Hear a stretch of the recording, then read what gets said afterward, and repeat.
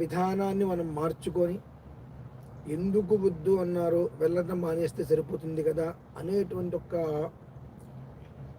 ఆచరణ తెచ్చుకుంటే బాగుంటుంది అని రానున్న 46 రోజులు కనరానివి ఎన్నో కంటాము, వినరానివి ఎన్నో వింటాము. చాలా విచిత్రంగా అనిపిస్తే ఇలా కూడా ఇబ్బందులు కలుగుతాయా, ఇలా కూడా ప్రమాదాలు ఉంటాయా అనేటువంటి ఒక స్థితి